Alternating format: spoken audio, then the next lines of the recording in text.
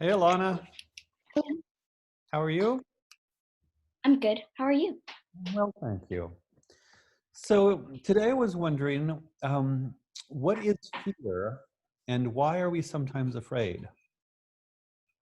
Fever? Fear, Oh, F-E-A-R. fear. Oh, I thought you said fever like the sickness. No, no, no. No, what is fear? For me, fear is like when maybe I don't want to do something or like it's scary or it's dangerous a little. Sometimes like I feel like I don't want to do it, but I have to, so I'm kind of scared. Yeah. So lots of different things. So when you don't want to do something, are you always, anytime you don't want to do something, are you always afraid or only sometimes? Only sometimes, and sometimes when you're afraid, like maybe you're going on a very high and huge zip line, you're scared because you don't want to fall, and if you fall it's very very high, so That, you might be a little afraid. that sounds scary. Or So maybe when you're skydiving. have you been skydiving? No, but I want to. Okay. Even though it's scary, you still want to? Okay. It seems fun. Okay. So, do you think usually when we're afraid that we might get hurt? Yeah, usually. Are there any, can you think of any examples of when we might be afraid when it's not about getting hurt? Maybe you're afraid of something creepy, or maybe you're afraid of a show that you're watching because maybe it's put nightmares into you. Hmm. So let's start with the creepy then. Why would we be afraid of something creepy? Because maybe it'll scare your bones out because like it makes like this. Sometimes it makes weird faces and it has this weird voice. Sometimes creepy stuff can have those kinds of stuff. Um, and maybe you don't like it even though it's on, and then you just stop watching it because you're afraid. And so you would say the reason those are cases where we're not in danger of getting hurt is that maybe your mind knows that the thing on the screen cannot hurt you, but you're afraid anyway. Is that right? Yeah, yeah. Okay. Um, would you say that when you're in danger of getting hurt, then there is a good reason to be afraid? But if there's no reason to be, if you're not in danger of getting hurt, then there's no reason to be afraid? Well, you can be afraid even if you're not getting like hurt or if you're in danger because like like I said, like maybe there's a monster on the TV or maybe there's something creepy on the screen, but you're still afraid even though it's not real. Mm-hmm. It's just something on the screen. You can still be afraid. Like sometimes when I like when I see like creepy stuff, either maybe on Google or maybe my mom's warning me about something and she shows me a picture, maybe, or maybe my dad does that, or maybe I just see it, it makes me really scared. And sometimes I feel like it's either under my bed in the dark, and sometimes I'm really afraid. Mm-hmm. And then you mentioned nightmares too. Why do you think that sometimes we have nightmares from scary things? Um, well, once learned that maybe the reason we have nightmares, and this happened to like our ancestors, or like cavemen, the reason they had nightmares was to like, so when it happened in real life, they could do what they did in the dream. Mm-hmm. Like if you were getting attacked by a wild bear Mm-hmm. and you ran away, maybe that's something you should do. Does that explanation make sense to you? Well, it kind of does, but now it doesn't really because there's no wild animals really in the city. Mm-hmm. Not really. Okay. So do you think that maybe we have, there's certain things that are part of our nature that once made sense, like back when we lived around wild animals, but they don't make sense anymore today? Yeah. Okay. Um, that's interesting. And so I guess we just have to realize that our minds were formed in one environment, and we live in a different environment. Does that sound right? Yeah. Okay. Do you think that what most of the things we're afraid of are usually things we should be afraid of, or do you think most of the things we're afraid of are things where there's no good reason? For me, most of the things that I'm afraid of, I should be afraid of. Like maybe going on a trip where well, I'm not really afraid of going on a trip where there's a lot of wild animals, like maybe lions or maybe deer, stuff like that. I mean, that would be really cool. But maybe if you're going skydiving and it's like 100-foot drop or maybe higher, I think I would be scared a Yeah. little. Um, and so do you think sometimes people like to watch scary shows on TV, right? Sometimes. Do you like to watch scary things for fun? Well, my shows that I usually watch aren't really scary. Okay. To me, they're kind of scary. Well, they're not scary, but sometimes like there's scary parts that I don't really mind. But all of them are really just interesting. And most of the movies that I watch are almost always interesting. Hmm. Well, even though it seems a little scary, it's not really scary. Okay, so you do definitely don't watch things because they're scary.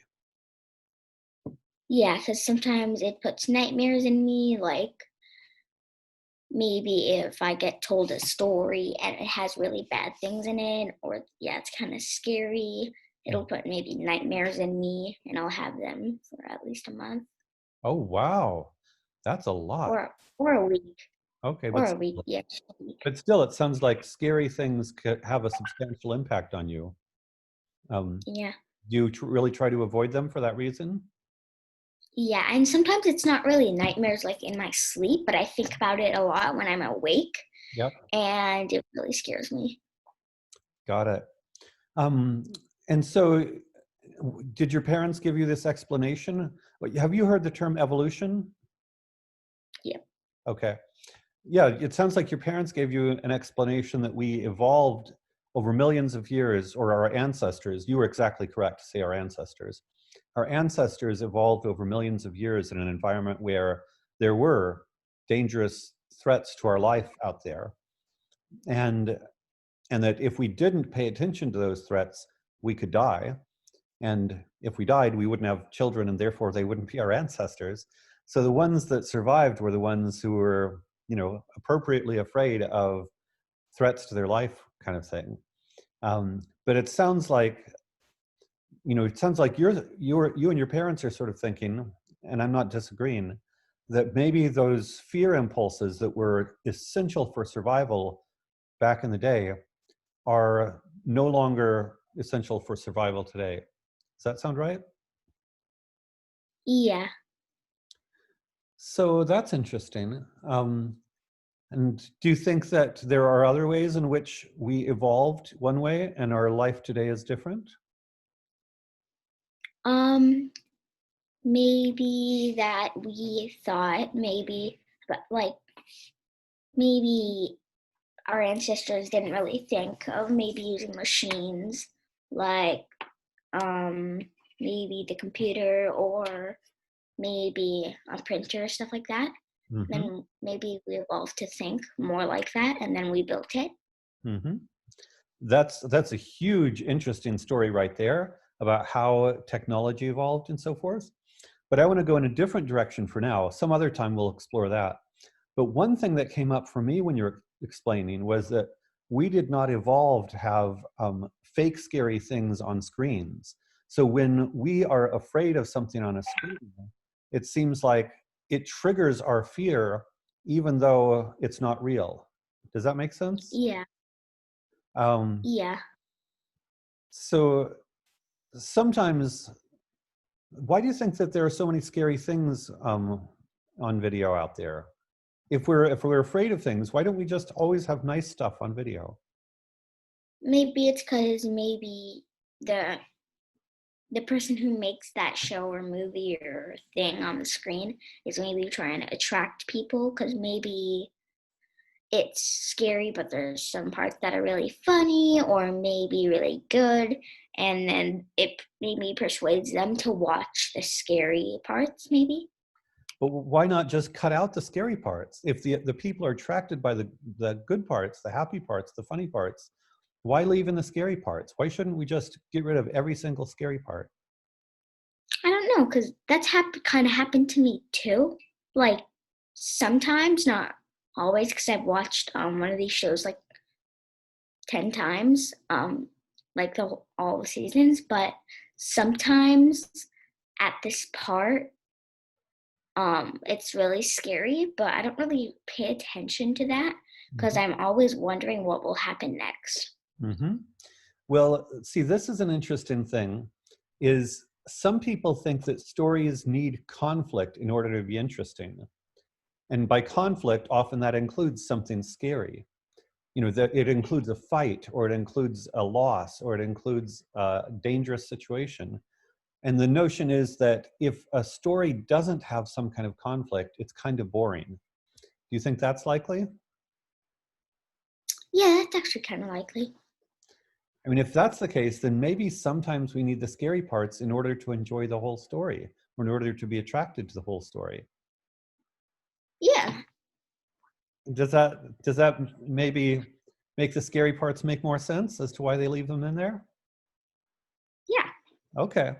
Well, again, exactly how we design stories, and you might start as you watch things, pay attention to sometimes it's up and down kind of emotionally, like there's a happy part and a sad part and a happy part and a sad part. Um, do you notice that stories kind of have this emotional up and down some of the times? yeah, So you might start to pay attention to that. And we'll also kind of talk about how stories are structured. And one way to think about that is that they're even structured in ways that appeal to how we've evolved, our kind of ancestral appetites. Do you know what a hero is?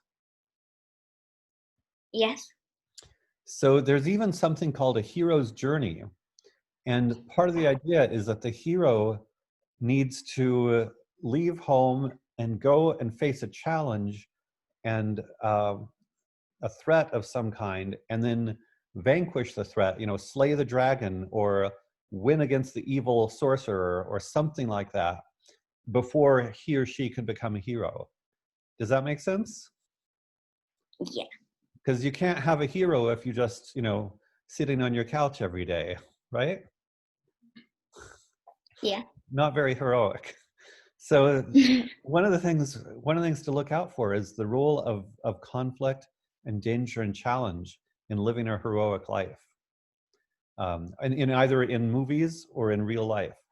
And so you might kind of think about how conflict or danger or fear relates to living a heroic life. Do you think ordinary people can live heroic lives? Yeah, they can. Like maybe they're off on a quest, like you said, or maybe they're helping their family out, or maybe they're training hard, or maybe they're doing very good in some activities like maybe school or martial arts or archery that maybe leads them to help the family or the world.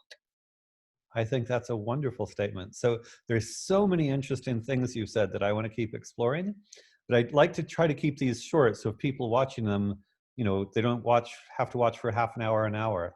So no, I want to talk about stories and quests and the evolution of technology, the evolution of human beings, the role of conflict, how stories flow. So many interesting things we explored today. So what are you going to do today? We might go to the skate park if no one's there or if it's open. All right. Well, I hope one way or another you have a way to have a really fun day, okay? Okay. All right. Bye-bye, Alana.